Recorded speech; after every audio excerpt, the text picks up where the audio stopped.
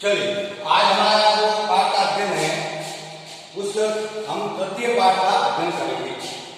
तीसरा पाठ जिसका नाम है गौदोहनम। इस गौदोहनम पाठ का हम आज अध्ययन करेंगे। आप सभी स्वस्थ होंगे, कुशल मंगल होंगे, ऐसी ईश्वर से कामना करता हूँ। और आपके स्वस्थता के साथ आज का जो हमारा पाठ्यांश है वह प्रारंभ करते हैं। अरुणा जी, आवाज आ रही है? ठीक है, सभी को मेरी आवाज अच्छी तरह से आ रही होगी? ठीक है, चलिए तो आज का क्लास हम प्रारंभ करते हैं। चलिए, प्रथम पाठस्य प्रस्तावना। पाठ का प्रारंभ होने से पहले पाठ की जो प्रस्तावना होती है उस प्रस्तावना का अध्ययन करते हैं। प्रस्तावना पाठ का सारांश होती है। पाठ क्या कहना चाहता है, उसका जो मूल उद्देश्य क्या है, वह पाठ की प्रस्तावना होती है। तो आइए इसी प्रस्तावना के बारे में हम जानते हैं। एतत् नाट्यांश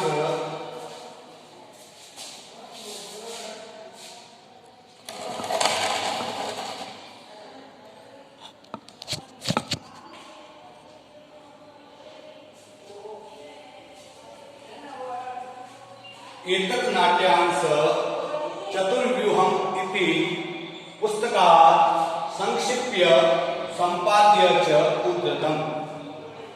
अस्मिन् नाटके एतादृशस्य जनस्य कथानकम् अस्ति यः धनवान् सुखाकांक्षी च भवितुम् इच्छुक मासपर्यन्तं दुग्धदोहनादेव विरमति। येन मासान्ते धेनो शरीरे संचितं पर्याप्तं दुग्धम् एकवारमेव विक्रीय सम्पत्तिमर्जयितुं समर्थ भवेत्। परं मासान्ते यदा सः दुग्धदोहनाय प्रयतते तदा सः दुग्धबिन्दुम् अपि न प्राप्नोति। दुग्धं प्राप्ति स्थाने सः धेनोप्रहारे रक्तरञ्जितः भवति। अवगच्छति च यत् दैनन्दिनं कार्यं यदि मासपर्यन्तं संग्रह्य क्रियते तदा लाभस्य स्थाने हानिरेव भवति।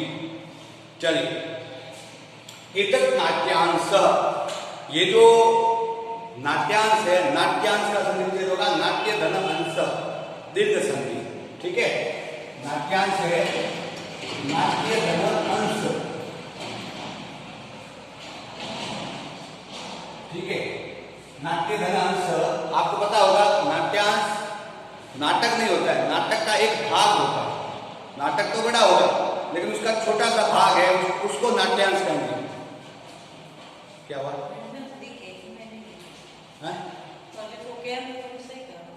क्या नीचे वाला दिखेगा?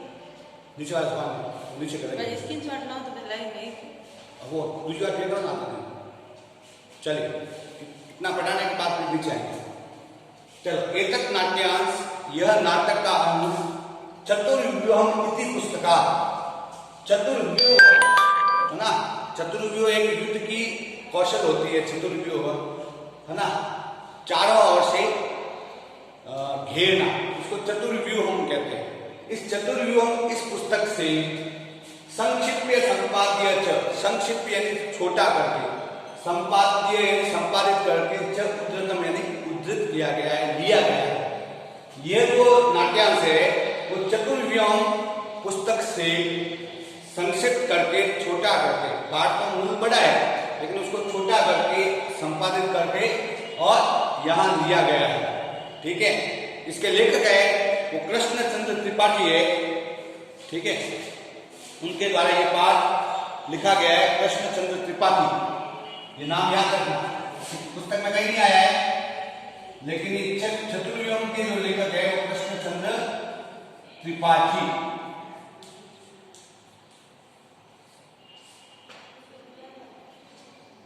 इन्होंने ये चतुर्व्यूह पुस्तक का रचना की। कृष्णचंद्र त्रिपाठी। ठीक है, तो ये जो चतुर्व्यूह के लेखक है कृष्णचंद्र त्रिपाठी, उनका जो नाट्यांश है चतुर्व्यूह, उसमें से एक भाग को, एक अंश को लिया गया और इस पुस्तक की इस पाठ की रचना की, जिसका नाम है गो दोहनम। गो यानी गाय, दोहनम यानी दूहने का कार्य, गाय दूहने का कार्य, गाय का दूध दूहना, ये पाठ का नाम। गाय का दूध दूहना, ये गाय का दोहन करना। ठीक है, दूध, गाय के दूध का दोहन, गाय का दोहन, गाय के दूध का दोहन करना, ये पाठ का नाम है गोदोहन। ठीक है जी, चलिए।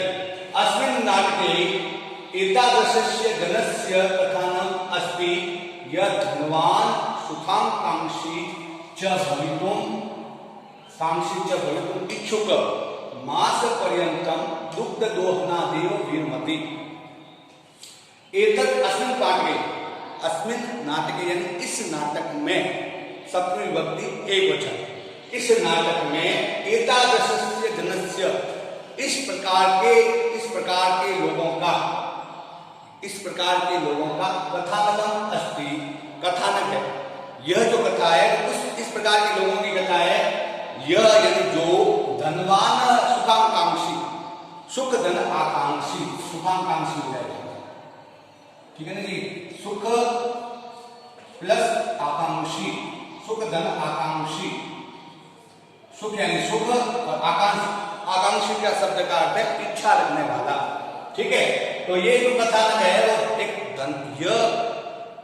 एक कथानक, यह जो धनवान बनने की, सुखाकांक्षी, सुख आकांक्षी, सुख की चाहना रखने वाला, आकांक्षी कहते हैं चाहना रखने वाले, सुख की चाहना रखने वाले, भवितुम यानी होने के लिए। तुम पढ़ते हैं, तुम का के लिए होता है, आप बताइए। ठीक है जी, तुम का है के लिए, भवितुम यानी होने के लिए। कैसा होने के लिए? धनवान होने के लिए और सुख का आकांक्षी होने पर, सुखी होने के लिए इच्छुक व्यक्ति है। मास पर्यंतम, एक महीने तक दुग्ध दोहना आदि, दुग्ध दोहना देव का होगा दूध दोहने की क्रिया, विरमति यानी बंद कर देता है, दूध निकालना बंद कर देता है। ये उस व्यक्ति की कथा है जो धनवान और सुखी होने के लिए, सुखी होने की इच्छा रखने के लिए 1 महीने तक दूध दोहने की क्रिया को भूल जाता है या दूध दोहने की क्रिया बंद कर देता है 1 महीने तक।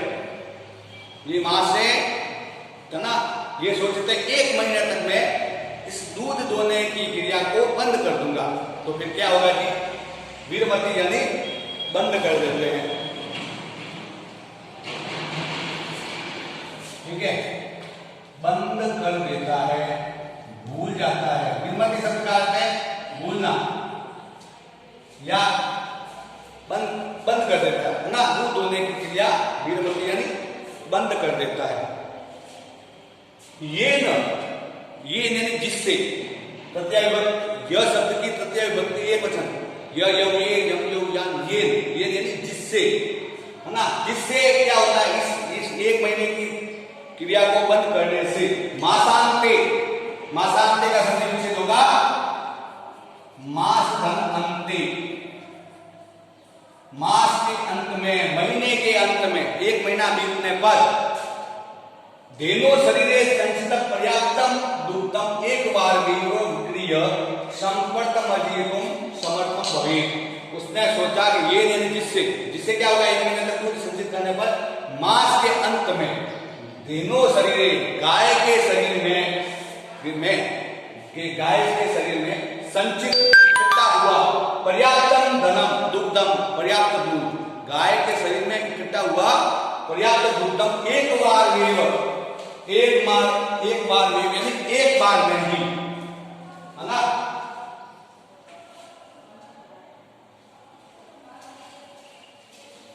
हाँ, ये न मासांत है, जिससे मास के अंत में, महीने के अंत में धेनो शरीरे संचितम पर्याप्तम दुग्धम, धेनु के शरीर में, गाय के शरीर में संचित हुआ पर्याप्त ढेर सारा दुग्धम यानी दूध, गाय के शरीर में संचित हुआ, इकट्ठा हुआ ढेर सारा दूध एक बार में ही,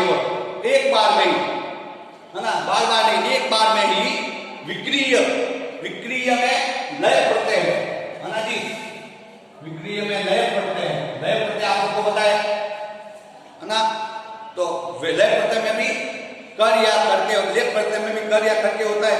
तो विक्रिय यानी वी उपसर्ग है, क्री धातु है, क्रय धातु है और लय प्रत्यय है।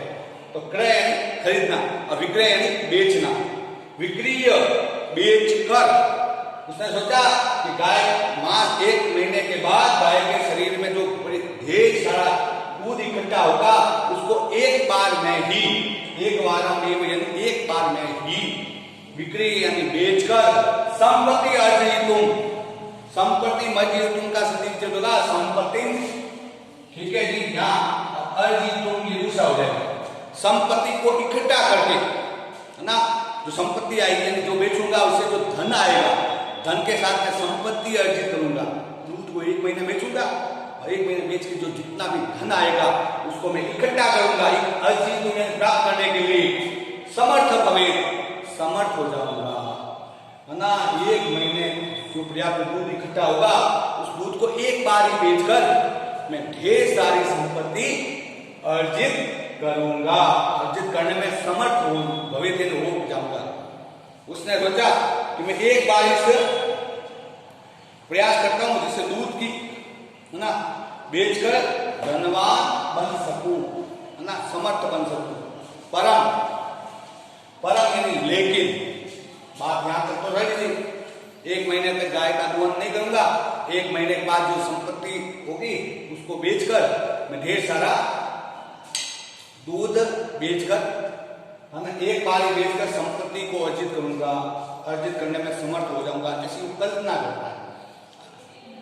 चलिए, संपत्ति को बेचने में समर्थ हो जाता है, ठीक है। यहां तक हमने पढ़ा है। सर दिखाई दिख जाएगी, ठीक है। चलो,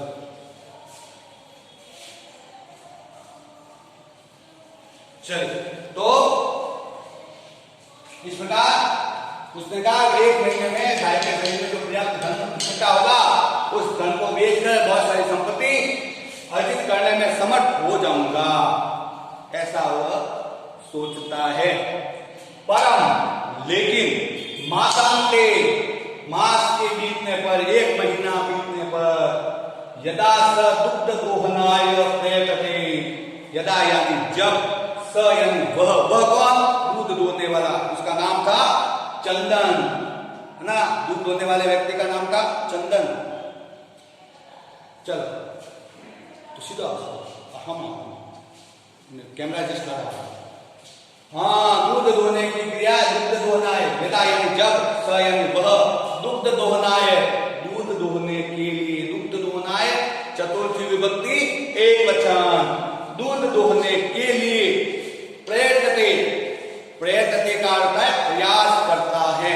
जब वह दूध दोहने का प्रयास करता है, वह जो चंदन जिसका नाम है इस पाठ में, वह चंदन है, वो दूध दोहने का प्रयास करता है, तथा स दुग्ध बिंदु अपनी न प्राप्त होती, लेकिन वो तो सोचता है मैं बहुत सारा दूध दूंगा, लेकिन लेखक तो कहता है तथा यानी तब, स यानी वह चंदन, वह कौन, चंदन, दुग्ध बिंदु, दूध की एक बिंदु भी, एक बूंद भी, अपी यानी भी, न यानी नहीं, प्राप्त होती यानी प्राप्त करता है, वह दूध की एक बूंद भी प्राप्त नहीं करता। 1 महीने तक दूध नहीं दोएगा, पता ही है, दूध की एक बूंद भी उसको प्राप्त नहीं होती है।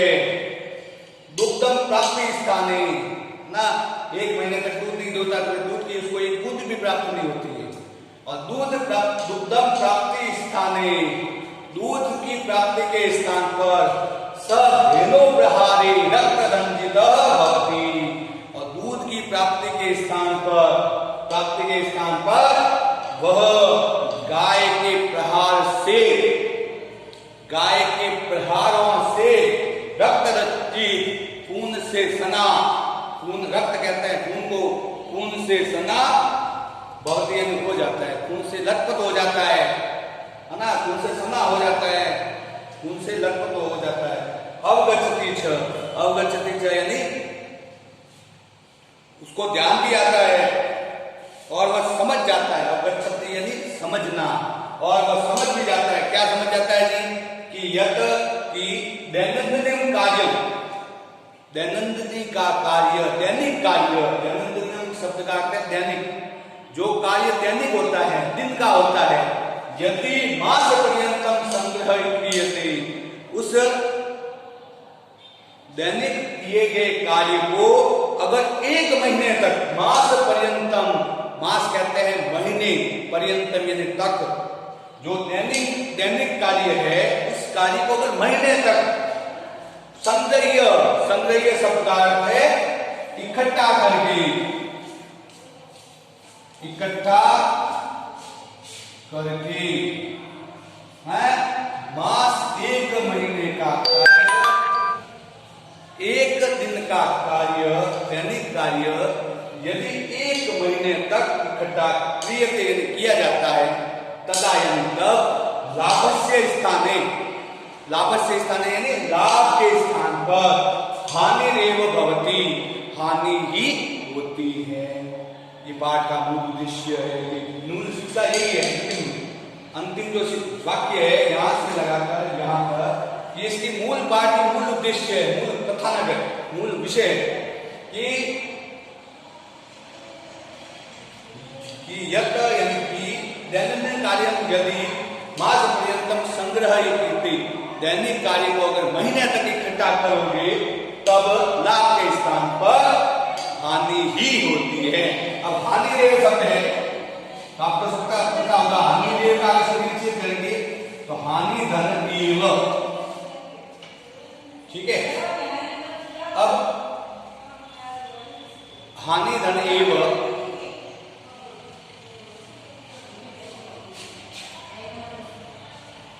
हानि धन एव ये विसर्ग है, और विसर्ग का या र बन गया, ठीक है ना, विसर्ग का र बन गया, ठीक है। तो ये हो गया रुत्व विसर्ग संधि। ये जो संधि का प्रकरण है उसमें देखेंगे तो ये हानि रेव का होगा, हानि धन एव, हानि ही होती है, ठीक है। ये रुत्व विसर्ग संधि का एक प्रकार है, ठीक है।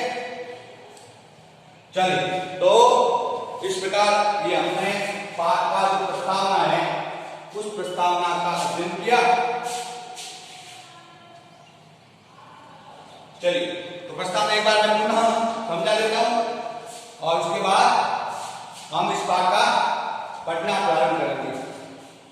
चलिए, आपके पास पुस्तक तो होगी, तो इसलिए चलो, एक नाट्या चतुर्युग की पुस्तका संक्षिप्त संपादन चौधतम, ये जो पाठ है वो एक चतुर्व्यूह नामक पुस्तक है जिसके लेखक कृष्णचंद्र त्रिपाठी है।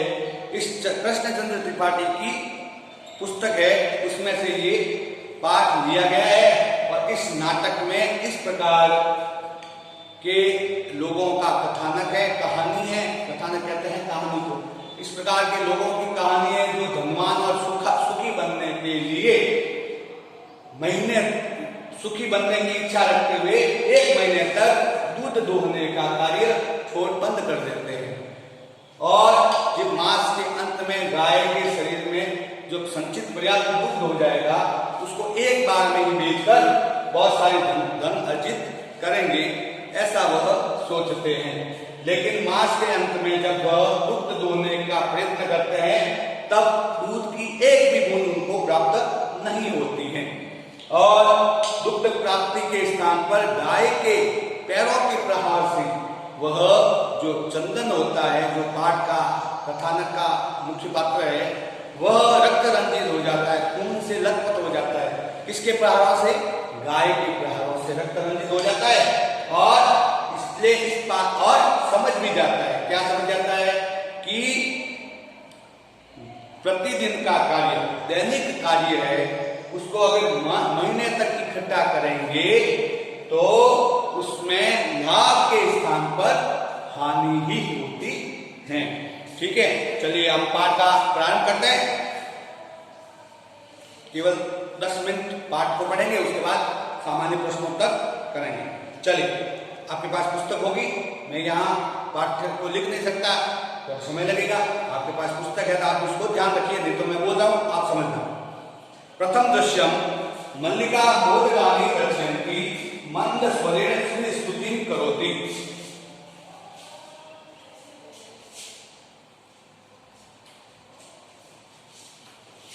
चलिए,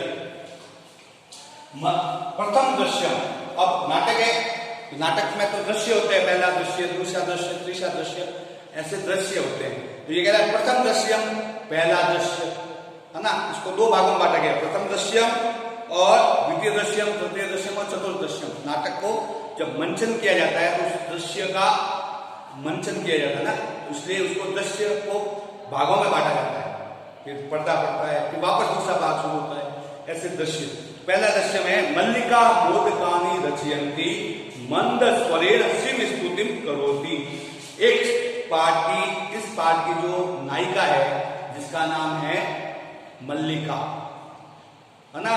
इस पाठ की जो नायिका है उसका नाम है मल्लिका, और मल्लिका है वो मोदकानि रचयन्ति। मोदकानि कहते हैं लड्डुओं को, रचयन्ति यानी बनाती है। मल्लिका है वो लड्डुओं को बना रही है। दृश्य इस प्रकार है कि सामने एक थाल पड़ा है, उसमें मल्लिका आगे बैठी हुई है और लड्डू बना रही है, इस प्रकार का दृश्य। और मंद स्वरेण शिव स्तुतिं करोति, और मंद स्वरेण यानी धीमे से स्वर में, धीरे से स्वर में शिव की स्तुति गा रही है, शिव की स्तुति कर रही है। शिव का कोई स्तोत्र है, स्तोत्र का पाठ कर रही है ना। नागेंद्र महाराज त्रिलोचनाय, ऐसा कोई स्तोत्र होगा, उसका धीरे धीरे पाठ कर रही है। ततः प्रविशति मोदक गंधम अनुभवन प्रसन्न मना चंदन। ततः यानी उसके बाद, ऐसा दृश्य है, उसके बाद प्रवेश कर रहा है। कौन कर रहा है? मोदक गंधम अनुभवन, मोदक की गंध का अनुभव करते हुए, लड्डुओं की जो गंध फैली उधर, उस गंध का अनुभव करते हुए प्रसन्न मना, प्रसन्न चित्त, प्रसन्न होकर, खुश होकर, चंदन यानी चंदन। इस पाठ का जो नायक है जिसका नाम चंदन है, इस पाठ की जो नायिका है जिसका नाम है मल्लिका, तो मल्लिका है वो लड्डू बना रही है और उसकी स्तुति गा रही है, और चंदन है वो प्रसन्न मन होकर और चंदन उस महाप्रवेश करता है। फिर क्या होता है जी? चंदन कहता है आहा सुगंधम मनोहरम, सुगंधस्तु मनोहरम। चंदन कहता है